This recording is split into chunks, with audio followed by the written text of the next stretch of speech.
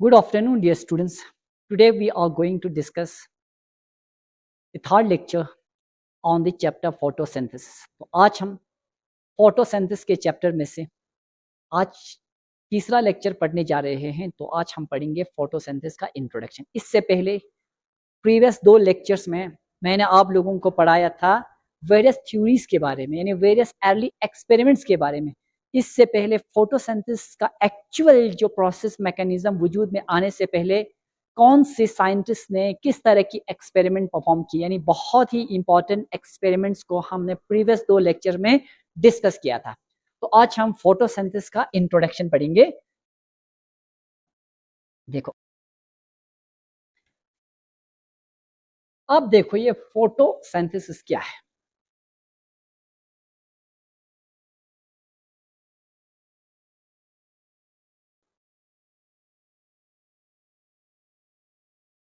It is a physico-chemical process by which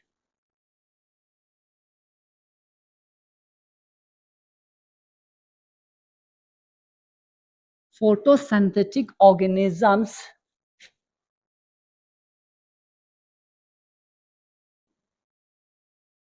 convert solar energy, solar बोलो या light, solar energy. It is a physico-chemical process by which photosynthetic organisms convert solar energy into chemical energy. Chemical energy in the form of reducing power. In the form of reducing power such as NADPH or ATP, and use this energy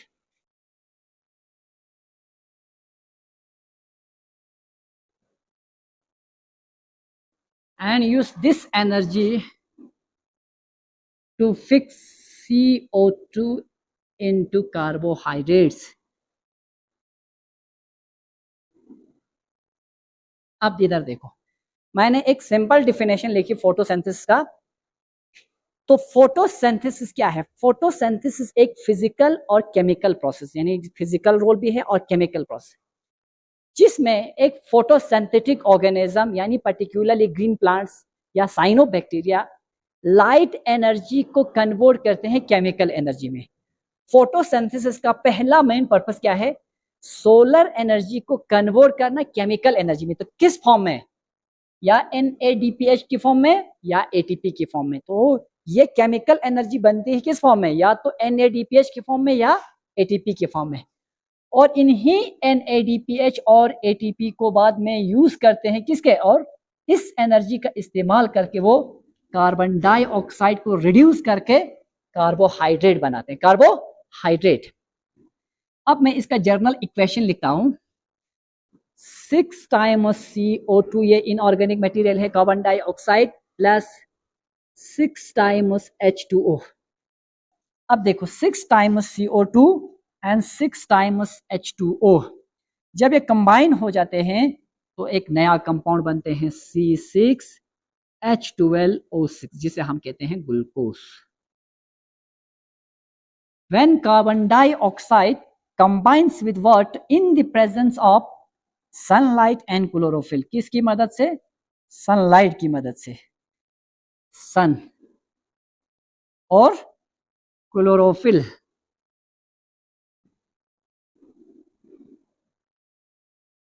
sunlight और chlorophyll की मदद से तो बनते हैं एक नया compound C6H12O6। इस कंपाउंड का नाम है ग्लूकोज। प्लस इस फोटोसिंथेसिस के दौरान 6 टाइम्स ऑक्सीजन मॉलिक्यूल रिलीज होते हैं in the form of gas as by product.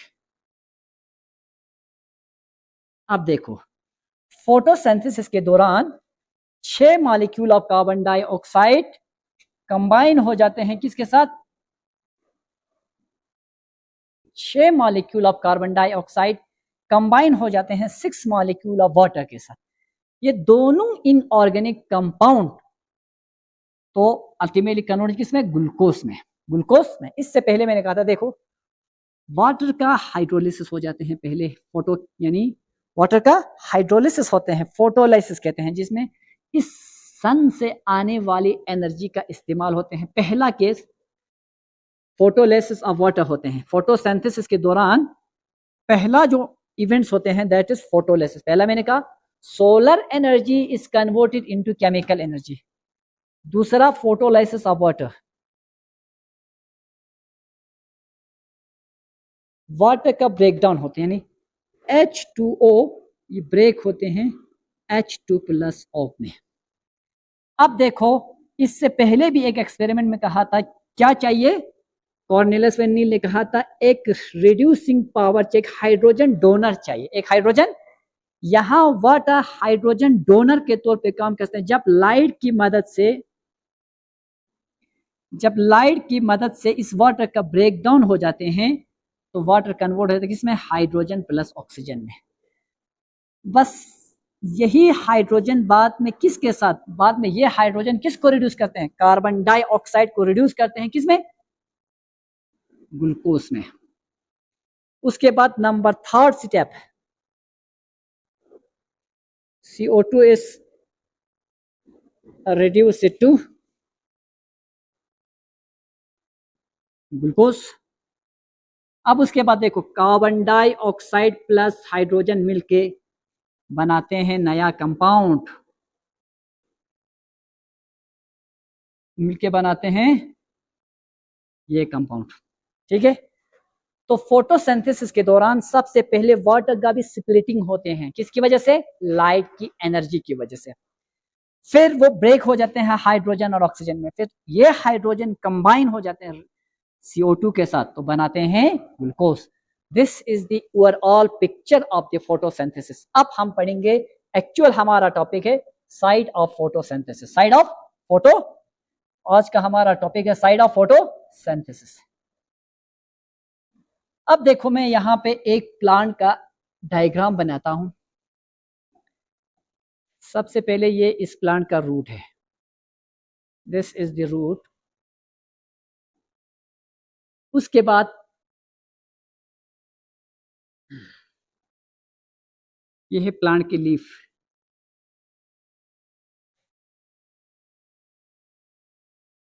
ये प्लांट की लीफ है। अब उसके बाद यहां मैं बनाता हूं flower, and this is the flower, तो ये भी फ्लावर मान लो।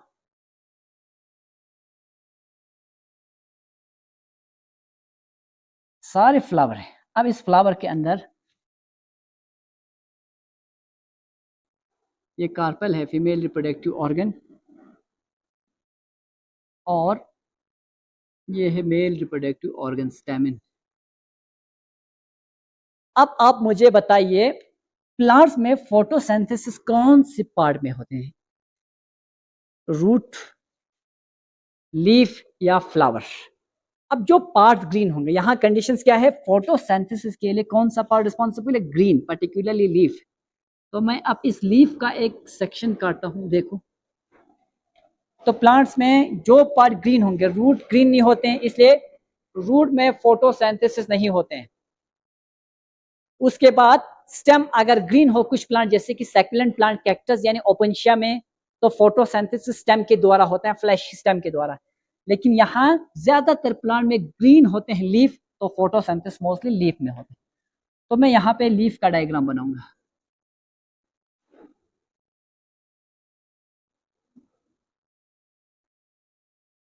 This is this structure of leaf.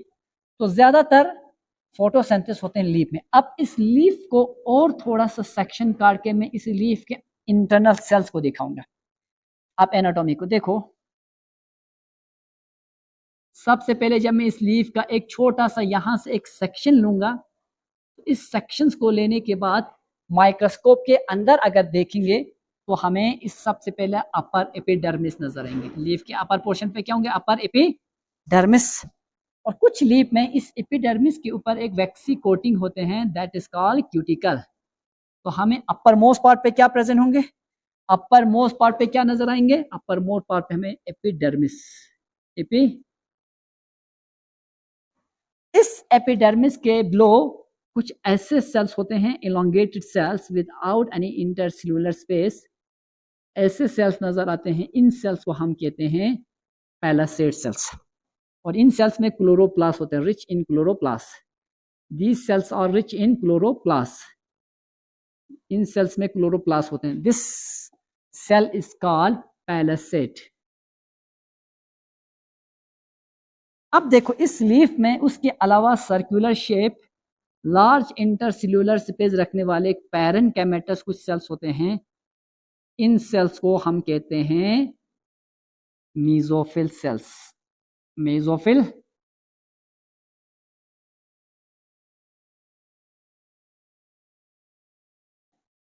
अब यहां पे मैं बनाऊंगा xylem and phloem just below lover epidermis. और ज्यादातर लीफ में लवर एपिडर्मिस पे प्रेजेंट होते हैं स्टोमेटा। लवर एपिडर्मिस में पे ज्यादातर लीफ पे प्रेजेंट होते हैं स्टोमेटा। ये लीफ का स्ट्रक्चर है। और इन लीफ में, इन मेसोफिल सेल्स में ज्यादा तादाद में प्रेजेंट होते हैं क्लोरोप्लास्ट। देखो जो मैं बड़े बड़े डॉट से बना रहा हूँ, दीस आर द क्लोरोप्लास्ट। ये क्या है? Chloroplast. These are the chloroplast. और इन गार्ड सेल्स में भी क्लोरोप्लास्ट प्रेजेंट होते हैं।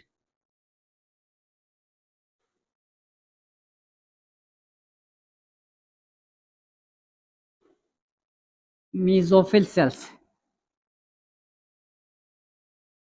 lower epidermis, lower epi stomata, और ये है गार्ड सेल्स। ये लीफ का डायग्राम है। अब इनमें से अगर मैं एक मेसोफिल सेल्स को निकालूं, देखो ये एक सिंगल मेसोफिल सेल्स, एक सेल के अंदर नॉर्मली देखा गया 30 to 40 क्लोरोप्लास्ट प्रेजेंट होते हैं। एक सिंगल सेल के अंदर, एक सिंगल लीफ सेल के अंदर मोस्टली 30 to 40 क्लोरोप्लास्ट प्रेजेंट होते हैं। और नॉर्मली बहुत यानी प्लांट के सेल्स में एस्टिमेटली देखा गया है 1 to 100 क्लोरोप्लास्ट तक एक सिंगल सेल में प्रेजेंट होते हैं। ये क्लोरोप्लास्ट है, यानी मोस्टली 30 to 40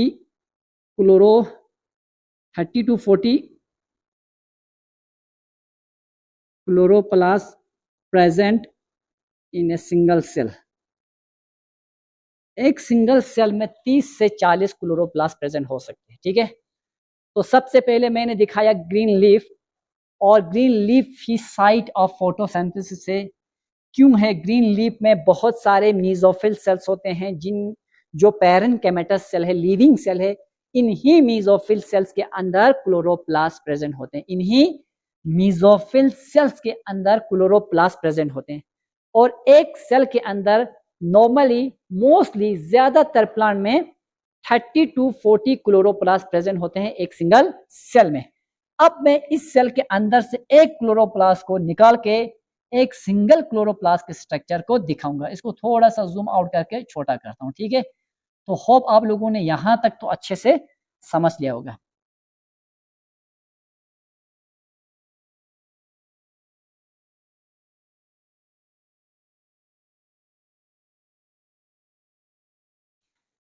अब देखो ये है स्ट्रक्चर क्लोरोप्लास्ट। अब मैं यहां से एक सिंगल क्लोरोप्लास्ट का स्ट्रक्चर बनाऊंगा।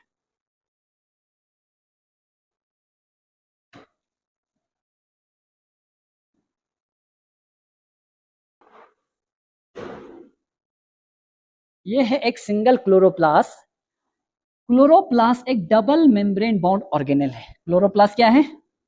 ये आउटर मेम्ब्रेन, आउटर, तो क्लोरोप्लास्ट एक डबल मेम्ब्रेन बाउंड ऑर्गेनेल है, यानी दो मेम्ब्रेन है। पहले को हम कहते हैं आउटर मेम्ब्रेन, और उसके अंदर से और एक लेयर होते हैं जिसे हम कहते हैं इनर क्लोरोप्लास्ट मेम्ब्रेन। एक तो आउटर मेम्ब्रेन और दूसरा inner chloroplast membrane. This is the inner membrane, this is the inner membrane.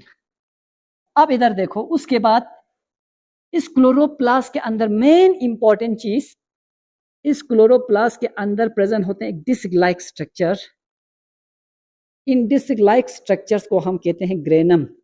एक एक डिस्क लाइक स्ट्रक्चर को ग्रेनम कहते हैं, सबको कंबाइन करके हम कहते हैं ग्रेना।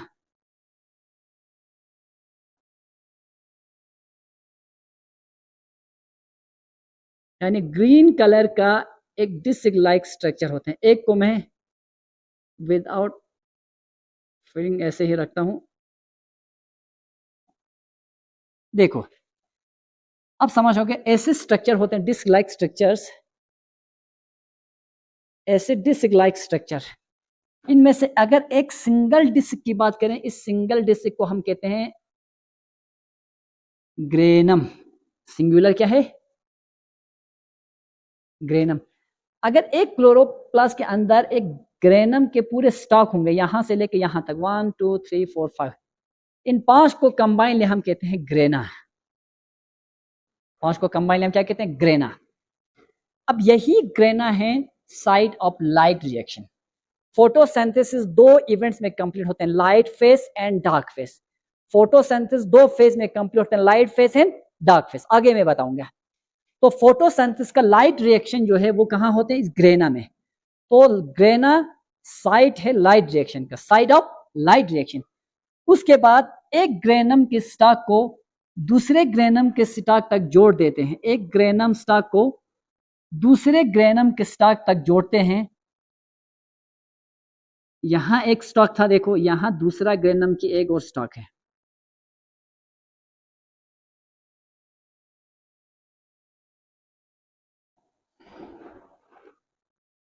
तो ये भी एक ग्रेना है। इसको जोड़ने वाले इस कनेक्शंस को हम कहते हैं स्ट्रोमा लेमिले। क्या कहते हैं इसको? इसको कहते हैं स्ट्रोमा लेमिले। स्ट्रोमा लेमिले, ये पूरा स्टॉक ग्रेना। अब इस ग्रेना के अंदर जो इनर पोर्शन है, इसे हम कहते हैं ल्यूमिन। ल्यूमिन। अब पूरा जो रीजन यहां से लेकर देखो, ये डेंस फ्लूइड वाला रीजन, डेंस जो फ्लूइड वाला रीजन है क्लोरोप्लास्ट का, इस फ्लूइड वाले रीजन को हम कहते हैं स्ट्रोमा। इस पूरे एरिया को क्या कहते हैं? स्ट्रोमा। अब देखो ये पूरा एरिया स्ट्रोमा, यहां से लेकर यहां तक जो खाली स्पेसेस है, स्ट्रोमा में डार्क रिएक्शंस होते हैं। Stroma is site of dark reaction, site of dark reaction. Grana या granum site of light reaction, site of light reaction. Photosynthesis 2 phase में complete, light phase, dark phase. Light phase में ATP और NADPH बनते हैं, और उन्हीं ATP और NADPH का इस्तेमाल होते हैं डार्क फेज में। तो ये याद रखना बहुत जरूरी है कि कौन सा फेज क्लोरोप्लास्ट के किस पोर्शन में ऑपरेट होते हैं। तो लाइट फेज, या जिसे हम लाइट रिएक्शन कहते हैं, या जिसे हम फोटोकेमिकल रिएक्शन कहते हैं, वो ऑपरेट होते हैं इन्हीं green disc like structure granum में। और जो बायोसिंथेटिक फेज कहते हैं, या carbon reduction phase, carbon fixation phase, या डार्क साइकिल केस, जिसमें कार्बन डाइऑक्साइड का इस्तेमाल होके अल्टीमेटली ट्रायोस फॉस्फेट बनते हैं और अल्टीमेटली ग्लूकोज बनते हैं, वो कहां बनते हैं? वो बनते हैं इस स्ट्रोमा रीजन में। तो लाइट रिएक्शन ग्रेनम में, डार्क रिएक्शन स्ट्रोमा में होती है। उसके बाद इस क्लोरोप्लास्ट एक सेमी ऑटोनोमस ऑर्गेनेल है, तो इसका अपना डीएनए भी होते हैं। यहां पे एक मैंने डिस्क लाइक स्ट्रक्चर बनाया, this is the chloroplast DNA. ये क्या है? ये क्लोरोप्लास्ट की खुद की डीएनए है। ये है क्लोरोप्लास्ट डीएनए। और क्लोरोप्लास्ट में भी रिजर्व फूड मटेरियल्स होते हैं। Reserve food material, reserve food material starch. Reserve food material क्या बनते हैं? स्टार्च। अब देखो यहां पे कुछ मैंने ऐसे बनाया, ये है आरएनए। ठीक है, दिस आर राइबोसोम्स। इनके अलावा ये भी होता है, हमें इंपॉर्टेंट बस इतना ही है, this is the structure of chloroplast.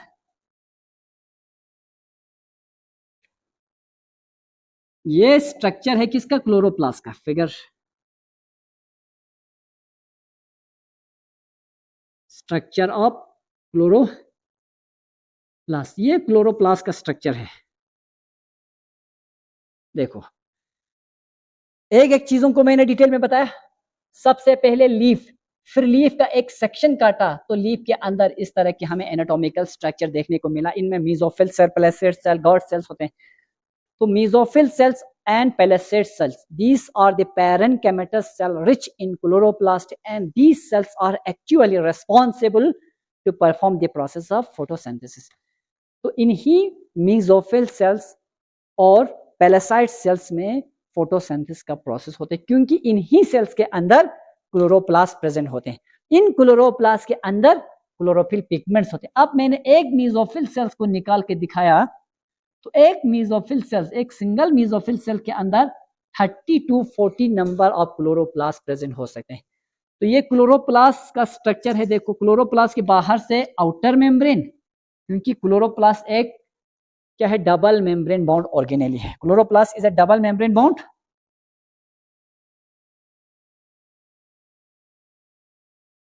Chloroplast ये डबल मेम्ब्रेन बाउंड ऑर्गेनेली है। डबल मेम्ब्रेन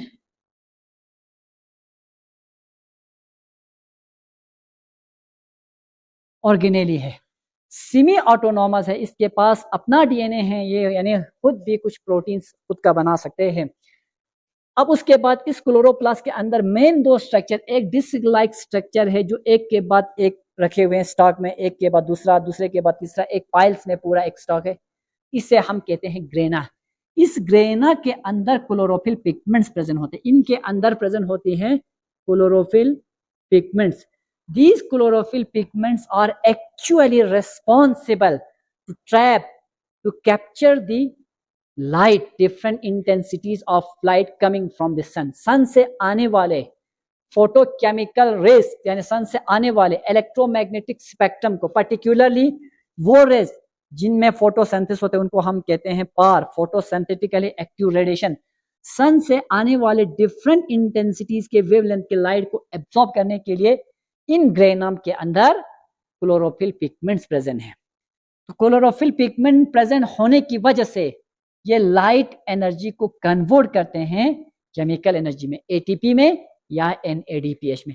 फिर उन्हीं एटीपी और एनएडीपीएच का इस्तेमाल होता है इस पोर्शन में, इस ग्रेनम पोर्शंस में। किस चीज को, स्ट्रोमा पोर्शन में किस चीज को, CO2 को रिड्यूस करते हैं, यानी इन्हीं CO2 को रिड्यूस करते हैं H2 के साथ। उसको रिड्यूस करने के लिए ये एटीपी, NADPH या एटीपी, फिर उससे बनते हैं ग्लूकोज C6H12O6। ठीक है, तो ये वाला रिएक्शन होते हैं स्ट्रोमा में। NADPH और एटीपी का फॉर्मेशन होने का प्रोसेस होते हैं ग्रेना में। अब मैं एक ओवरव्यू दूंगा पूरे फोटोसिंथेसिस का, एक फ्लो चार्ट डायग्राम। उसके बाद हम पूरा इस फोटोसिंथेसिस प्रोसेस में एक एक स्टेप को क्लियरली अंडरस्टैंडिंग के साथ पढ़ेंगे। तो पहले इसको नोट करो। अब अभी तक जो मैंने समझाया इससे रिलेटेड, अभी तक जो मैंने समझाया इससे रिलेटेड हम कुछ पॉइंट्स लिखते हैं। अब देखो पहला पॉइंट मैंने क्या कहा, all green parts of plant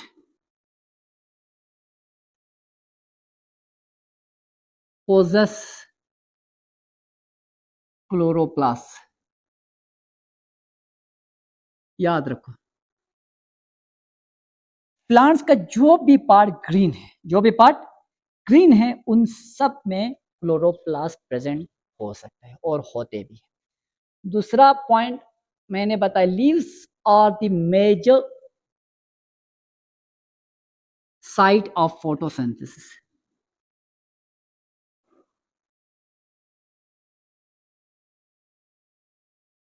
other green parts में भी होते हैं, लेकिन ज्यादातर जो फोटोसिंथेसिस होते हैं वो लीव्स में होते हैं, क्योंकि लीफ में बहुत सारे क्लोरोप्लास्ट होते हैं। The mesophyll cell of leaves are rich in chloroplast.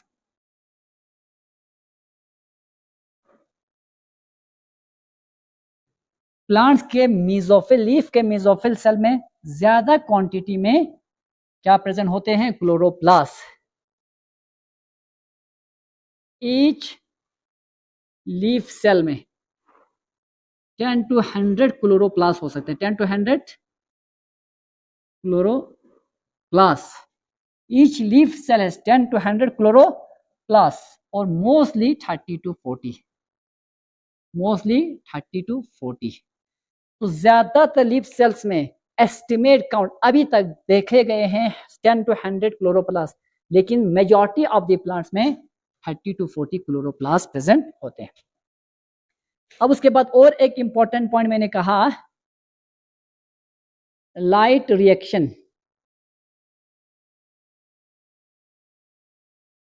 या ये कहो सिंपली ग्रेना। ग्रेना क्या है? Site of light reaction, site of light reaction. Light reaction का साइट है ग्रेना, यानी इसी ग्रेना में लाइट रिएक्शन के दौरान बनते हैं formation of NADPH and ATP, ये दो प्रोसेस। उसके बाद दूसरा क्लोरोप्लास्ट का मेन पोर्शन, दूसरा stroma, site of dark reaction. Light reaction को फोटोकेमिकल रिएक्शन भी कहते हैं। Light of, site of dark reaction. Dark reactions को एक इमिनेंट साइंटिस्ट मेल्विन कैल्विन ने डिस्कवर किया था, इसलिए डार्क रिएक्शन को कैल्विन साइकिल भी कहा जाता है। Calvin cycle, Calvin cycle. अब मैं इसका एक ओवरव्यू देता हूं।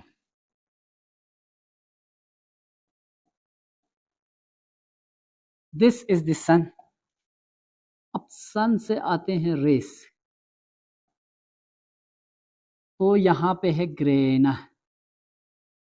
सन से आने वाले रेस पढ़ते हैं ग्रेना, क्योंकि ग्रेना के अंदर है क्लोरोफिल पिगमेंट्स। ग्रेना के अंदर प्रेजेंट है क्या?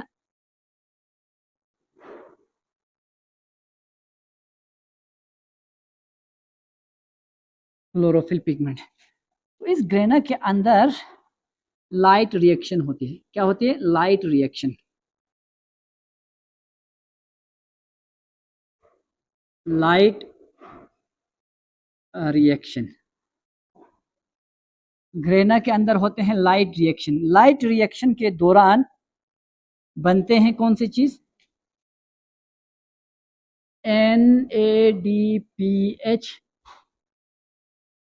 And ATP formation, ATP formation. फिर इसके बाद इन्हीं ATP या NADPH को, यहां पे भी मैं लिखता हूं NADPH और ATP, इन्हीं ATP और NADPH यानी इस रिड्यूसिंग पावर को ट्रांसपोर्ट करके भेजा जाता है कहां पे? स्ट्रोमा में। स्ट्रोमा में ऑपरेट होते हैं डार्क रिएक्शन। स्ट्रोमा में ऑपरेट होते हैं डार्क रिएक्शन। डार्क रिएक्शन को दूसरा इंपॉर्टेंट नाम दिया गया कैल्विन साइकिल। कैल्विन साइकिल इसलिए क्योंकि इस रिएक्शन को डिस्कवर किया था एक बायोकेमिस्ट मेल्विन कैल्विन ने। तो डार्क रिएक्शन में कार्बन डाइऑक्साइड रिड्यूस हो जाते हैं हाइड्रोजन के साथ मिलके, तो बनाते हैं 3 फॉस्फेट का एक शुगर, ट्रायोस फॉस्फेट, यानी ग्लिसरॉल्डिहाइड 3 फॉस्फेट। ठीक है, 3 फॉस्फोग्लिसरेट।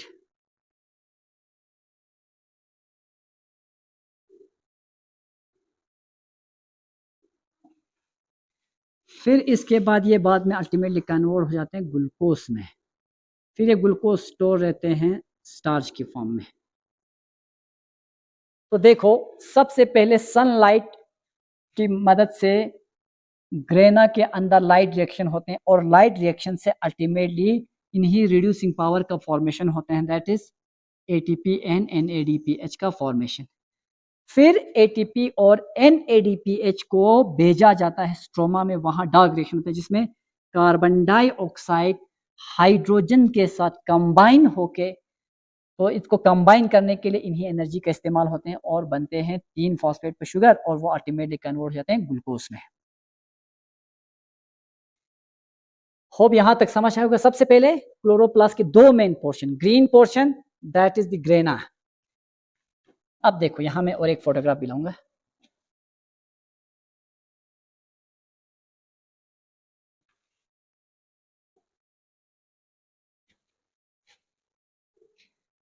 यही स्ट्रक्चर तो मैंने अभी आप लोगों को समझाया और दिखाया भी।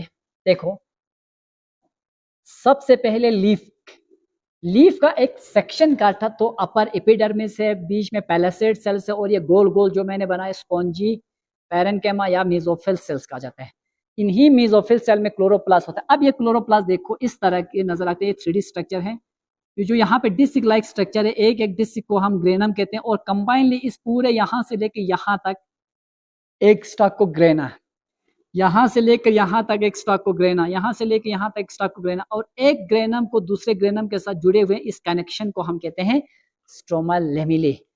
तो स्ट्रोमल लेमिले। अब देखो इन्हीं सर्कुलर डिस्क शेप इस ग्रेना के अंदर क्लोरोफिल पिगमेंट्स प्रेजेंट होते हैं, क्लोरोफिल पिगमेंट। तो इस पिगमेंट की मदद से ये सन से आने वाले लाइट एनर्जी को एब्जॉर्ब कर पाते हैं। फिर लाइट एनर्जी को एब्जॉर्ब करके वो बनाते हैं NADPH एंड ATP, इन दोनों का फॉर्मेशन होता है। फिर इन्हीं ATP और NADPH का इस्तेमाल होता है, बाकी इस पोर्शन को हम कहते हैं स्ट्रोमा। इस स्ट्रोमा में कार्बन डाइऑक्साइड को रिड्यूस करके 3 फॉस्फेट का शुगर बनाने में, ठीक है, ग्लिसरॉल्डिहाइड, ठीक है, 3 फॉस्फेट का शुगर बनाते हैं। तो ये है स्ट्रक्चर। अब उसके बाद फोटोसिंथेटिक ऑर्गेनिजम्स की बात करते हैं हम।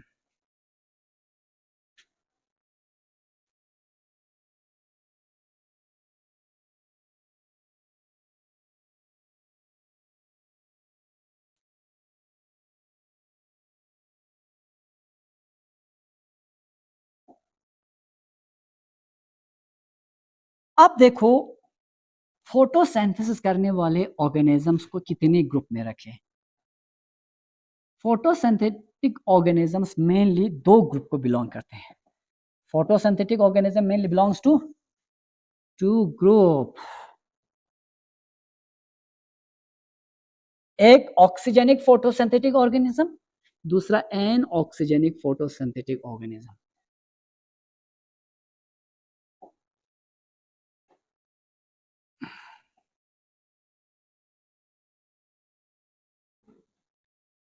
अब देखो फोटोसिंथेटिक ऑर्गेनिजम्स 2 मेन ग्रुप को बिलोंग करते हैं। One is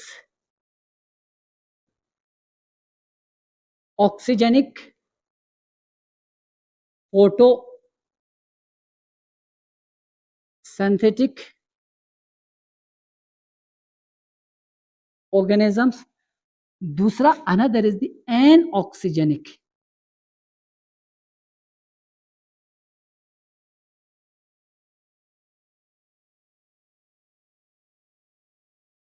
anoxygenic photosynthetic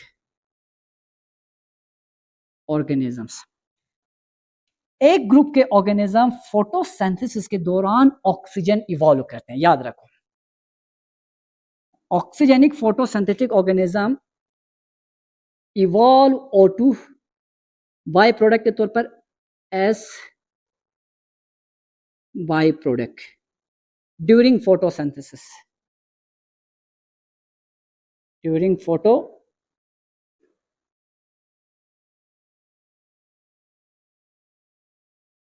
oxygenic photosynthetic organism photosynthesis के दौरान ऑक्सीजन को ऐसे बाय प्रोडक्ट इवॉल्व करते हैं। अब anoxygenic photosynthetic do not evolve O2 as by product.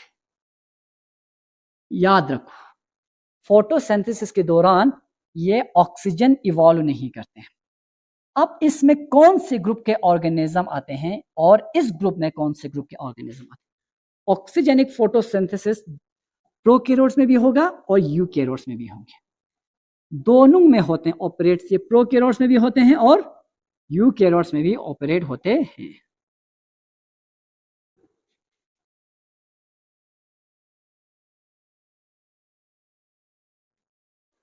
Prokaryotes में भी ऐसे ऑर्गेनिज्म हैं जो फोटोसिंथेसिस के दौरान ऑक्सीजन बाहर निकालते हैं बाय प्रोडक्ट के तौर पर। यूकैरियोट्स में भी है। तो प्रोकैरियोट्स में कौन से ग्रुप के ऑर्गेनिज्म फोटोसिंथेसिस के दौरान ऑक्सीजन को as a by product evolve करते हैं? That is cyanobacteria. और यूकैरियोट्स में ऑल ग्रीन प्लांट्स प्रोटिस्टा से लेकर अलगी से लेकर हायर प्लांट तक सब के सब जो है वो फोटोसिंथेसिस के दौरान ऑक्सीजन इवॉल्व करते हैं। तो इस ग्रुप में कौन से ऑर्गेनिजम्स को रखें? इसमें सिर्फ प्रोकैरियोट्स है, ओनली प्रोकैरियोट, ओनली। तो इनका एग्जाम्पल देखो, green and purple photosynthetic sulphur bacteria, photosynthetic sulphur bacteria. अब ये भी सनलाइट का इस्तेमाल करके अपना खाना बनाते हैं, लेकिन बस थोड़ा सा डिफरेंस है इन ग्रुप में और इनमें। इन ऑर्गेनिजम्स में कार्बन डाइऑक्साइड हाइड्रोजन डोनर के तौर पे वाटर यूज होता है, तब जाके वहां पे ग्लूकोज बनते हैं और वाटर का हाइड्रोलिसिस होने के बाद वाटर से ही ऑक्सीजन प्रोड्यूस होते हैं। ये हमने प्रीवियस एक एक्सपेरिमेंट में भी कहा था। अब इन ऑर्गेनिज्म ग्रीन सल्फर और पर्पल बैक्टीरिया ये यूज करते हैं carbon dioxide plus H2S hydrogen sulphate. ये वाटर को as a hydrogen donor reducing power के यानी हाइड्रोजन डोनर के तौर पर एक सूटेबल हाइड्रोजन डोनर के तौर पर इस्तेमाल नहीं करते, बल्कि ये हाइड्रोजन सल्फेट को एक सूटेबल हाइड्रोजन डोनर के तौर पर इस्तेमाल करते हैं और बनते हैं C6H12O6 प्लस 6 टाइम्स यहाँ पे सल्फर रिलीज होगा S2। ठीक है, तो यहाँ पे ऑक्सीजन रिलीज नहीं होंगे। तो ये दोनों ग्रुप के ऑर्गेनिज्म सनलाइट का इस्तेमाल करते हैं फोटोसिंथेसिस के लिए, but one use water as a suitable hydrogen donor and the purple and green sulphur bacteria use hydrogen sulphate as suitable donor. so therefore where water जहां पे यूज हो रहे हैं, वाटर का हाइड्रोलिसिस होके ऑक्सीजन इवॉल्व हो रहे हैं। जहां वाटर यूज नहीं, हाइड्रोजन सल्फेट यूज, तो वहां पे सल्फर गैस बाहर रिलीज हो रहे हैं। तो ये दोनों है तो फोटोसिंथेटिक ऑर्गेनिज्म। तो hope you understand the topic very well. किसी को कोई डाउट्स, कोई क्वेरीज है तो मैंने यूट्यूब पे उसी पे बैनर्स में अपना नंबर भी दिए हैं, तो आप मुझे कांटेक्ट करके अपनी डाउट क्लियर कर सकते हैं। तो आगे नेक्स्ट लेक्चर में हम पढ़ेंगे फोटोसिंथेटिक पिगमेंट्स के बारे में।